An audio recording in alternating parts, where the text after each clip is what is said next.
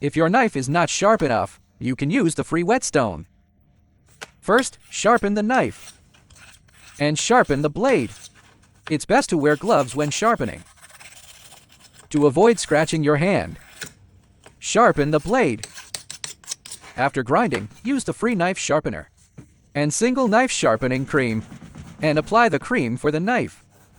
After applying cream, then start sharpening the knife.